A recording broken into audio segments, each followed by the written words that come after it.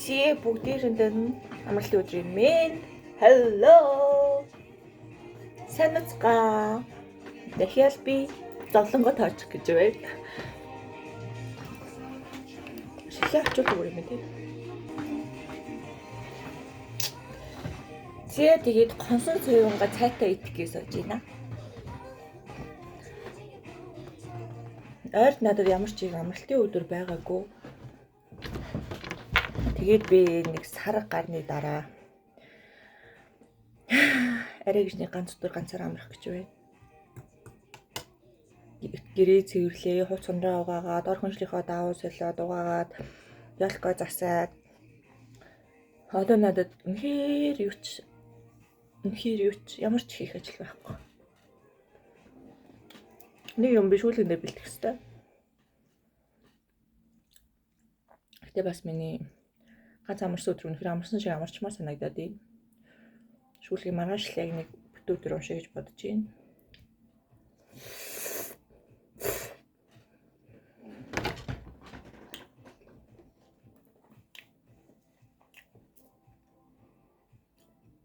Энэ бичлэг миний одоо гартал дахиж бичлэг орохгүй байх надад би аль хийж бодож байгаа. Одоо надад ямар нэг бичлэг хийх завч юм уу сэтгэл бол алга байна. Ойрд би бас сэтгэл зүйн амар их асуудалтай байгаа. Өөрөөсөө болоод өөртөө сэтгэл зүйн асуудал олоод ирсэн л дээ. Тийм болохоор дахиад хизээ бичлэг орох юм мэдэхгүй байна. Бас өөрийнхөө энэ байгаа хугацаагаа ч гэсэн юу яа гэж бодоод.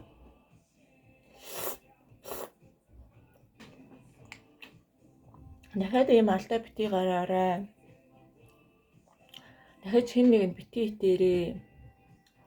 Яасан ихч найз нөхөд гэсэн хүн байлаач гэсэн хэндэж битгий итээрээ. Одоо нийгэм хэцүү болсон шүү. Чи өөрөө хохироод үлдээ шүү. Тийм болохоор дахиад ийм алдаа битгий гаргаарай гэсэн үднээс өөртөө бас сануулгах болгох үднээс юм бичлэг хийж байна. Би нэлээд их мөнгөний. Би нэг ихтэй ярих ёсгүй маань. Яа тийм бол манай гэрийнх үзчихвэл амар хэцүү. Тийм болохоор би гэрийнхэндээ мэдүүлэхгүй өөрөө би дагаад энэ асуудлаа шийдмээр байгаа. Шийдээ гарчаад хэрвээ үнэхээр дахиад нэг тийм ярих сэтгэл зүй байх юм бол тухайн үед нь ярих байх. Гэхдээ одоогоор бол би гэрийнхэнтэй мэдүүлэхгүй өөр асуудлаа шийдэх гэж явж байгаа учраас тийм ярмааргүй. Гэхдээ гол point нь тийм. Одоогийн хүмүүс өөр болцсон, хэцүү болцсон, нийгэм амар хэцүү болцсон. Хин нэгэнд итгэх ясын цайтал шалга гэдэг шиг шалгахгүй бол одоо хүнд итгэх хэрэггүй гэдгийг би амар сайн ойлгосон.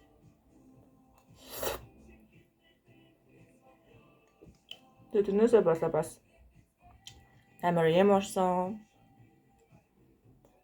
Тэгээд 24 оныгоо ингээд би ингээд бүхлээр нь ингээд бодож байгаа байхгүй юу? 1 сар тэгсэн, 2 сар тэгсэн, 3 сар, 4 сар ингээд бүх юм бодож байхад. Миний хувьд үнэхээр яг одоо эрдэнэтдээ орсон байгаагаас босоод бүх үе маань надад үнэхээр новшин хэцүү байсан юм билээ. Гэхдээ хамгийн талархмаар нь би энэ цаг хугацааг туулаад энэ зүйлүүдийг мэдэрснийхээ хариуд би өөрийгөө дахиад нэг тийм шат ахиснаар ч юм уу мэдэрч байгаа. Би ингэж туулж үзээгүй бол иймэрхүү зүйл байдгийг мэдгүй. Бас өөрийгөө ч гэсэн ийм хүн байсан гэдгийг бас мэдгүй байсан. Тийм болохоор хэцүү цаг хугацаа болгоно. Хэцүү хувьд бол хэцүү байгаа. Гэтэ даваа гарахад дараа нь харахад үнэхээр чамд сургамжуулах, чамд ямар нэгэн зүйлийг өгөх тийм талархмаар үед байд юм байл шүү. Яг одоо байгаа миний энэ тулаад байгаа асуудлын талаар ч гэсэн би эндээс тэгээд бас юм сураад авчиж штэ. Хин нэгэнд итгэж шаардлагагүй юм байна. Зүгээр л мөрөөрөө өөртөө арчаатай өөрийгөө хайрлаад өөрөө сурах юмаа сураа, хийх юмаа хийгээ явах хэрэгтэй юм байна гэдгийг би бас дахиад сайн ойлгоод авчиж байгаа. Тийм болохоор 24 он миний 20 хэдэн жил амьдарсан амьдралын минь хамгийн хэцүү ч гэсэн бас хамгийн надад явдалтай, бас хамгийн ухаарал дүүрэн, хамгийн хайр мэдэрсэн жил байсан. Тийм болохоор 24 онд бүгдээрээ талархъя. Ядчил миний арга гэрт, миний хайртай хүмүүст өвчин зовлон холмоо зүйл холуур байсандаа талархаж байна. Өөрөө ч гэсэн эрүүл саруул ингээд хөдөлмөрлөө явах хэмжээнд байгаадаа талархаж байна. Өссөн үедээ хайртай найзуудтайгаа яриад уулзчих ойрхон байгаадаа талархаж байна. Нэг улсад байгаадаа талархаж байна. Амар олон зүйл талархаж байна нэрээ. Зөвөр өөрийгөө ийм амар гоё завгүй байлгах чаддаг. Завгүй байсан ч тэрийг ингээд аваад чаддаг. Амар олон зүйлийг хийж чаддаг гэдгийг харах бас үнэхээр талархмаар байсан. Нэг өнгөрсөн 22, 23 онд гэх юм бол би яг өөрийгөө алдсан, нэг өөрийгөө юу чаддаг ч бараг битгий байцсан тийм үед байсан байна. Тэгээд одоо ингээд буцаад өөрийгөө харахаар амар их зүйл чаддаг. Үнэхээр хөөрхөө амьдралаар амьдрдгийг хараад энэ амьдралдаа бас талархаж байна.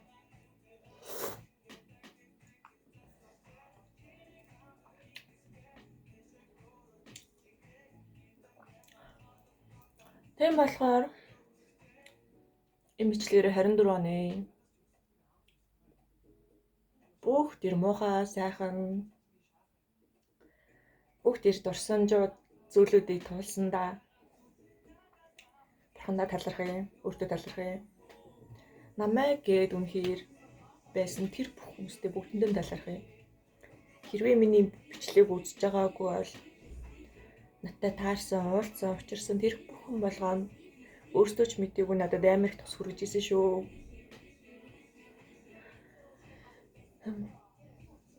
Өөрөө ч мэдээгүй надад амар хайрыг мэдрүүлсэн шүү. Тийм болохоор 24 онд шинээр уулзсан, учирсан 24 он хүртэл надтай хамт байсан байгаагүй бүх хүмүүстээ баярлалаа. Бүх хүмүүсийн харилцаанаас өөртөө авах зүйлээ авсан, ухаарах зүйлээ ухаарсан гэж бодож байна. 25 онд юу ч хийсэн өөрийгөө бас илүү гоёор бүтээх гэж хичээнэ. Жохон асуудлуудтай хамт энэ оныг дуусгах юм шиг бай. Гэтэ цаана дахиад 25 гэдэг дахиад бүхэл бүтэн надад 365 оног бай. Би чаднаа. Би даваа гарна. 25 онд бүр өөрийнхөө бүр илүү төвшөө хагцсан тэр ганц чимийг хармаар байна. Тэрнийхээ төлөө бүр илүү хичээмээр байна. Хичээх урам зориг дүүрэн байна надад. Өөрийнхөө төлөө биш ч гэсэн хайртай хүмүүсийнхаа төлөө намайг гэдэг хүмүүсийг би та нар ямар хүнийг хайрладгийг харуулмаар байна тэр хүмүүст. Надтай хамт байдаг хүмүүс ямар хүн та нарын хажууд байдаг вэ гэдгийг хамгийн сайнаар нь харуулмаар байна. Тийм болохоор энэ онтой байсан бүх гуниг, гутрал, харуулсал, алдаа, оноо, амжилт бүх зүйлийг Ингийн сайхнаар нь талархъя. Бүгдэндээ талархъя. Ингээд битгэхгүй одоо юм ихаар л ойлгох гэдэг болсон шүү дээ.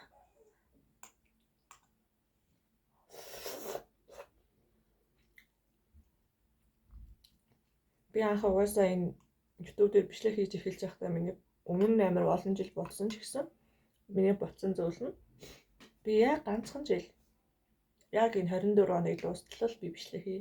Тэрнээс хойш би дач бичлэг хийхгүй гэж анх бодож ирсэн. За хамгийн анхны бичлэг чинь бараг 5 сард байна уу да орсон байх хэвээр 4 жил лөө.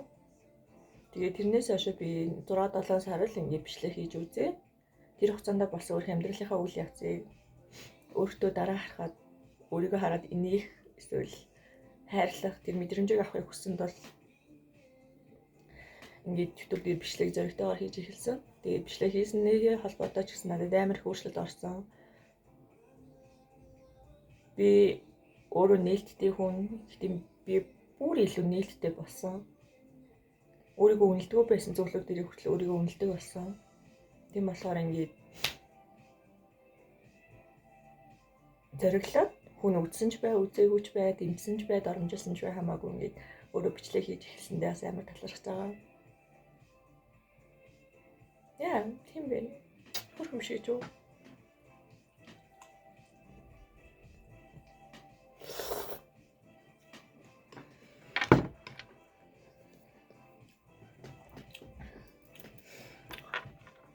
Тэр манлалаа. Оны дараа бичлэг хийх үгүй бол үнэхээр мэдэхгүй байна.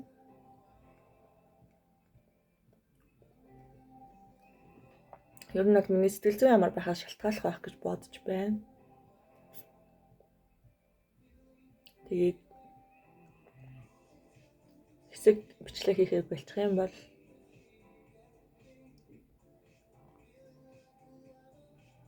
намайг ингэж үнэхээр бичлэг хийхээр болцсон юм байна гэж бодоорой.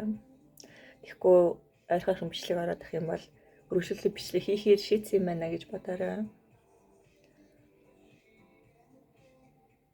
Одоо нэг сар гараад эмнэлгийн тойролтууд маань эхлээд бас нэлийн хөөрхийн завгүй болох байх. Бас хажуугаар нь одоо хийх юм байгаа. Шинээр хийх ажил гарч ирсэн. Тэрнийхээ төлөө бас жоохон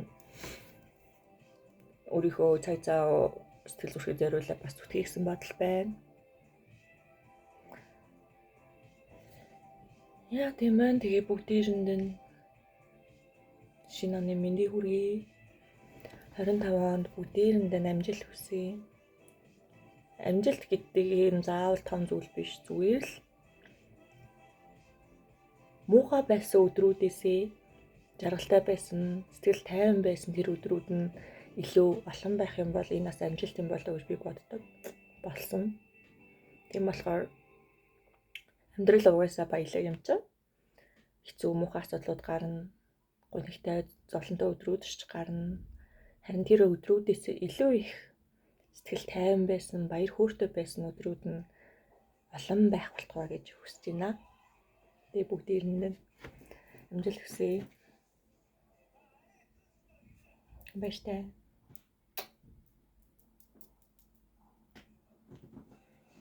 Шинэ жилийн мэнд хүргэе.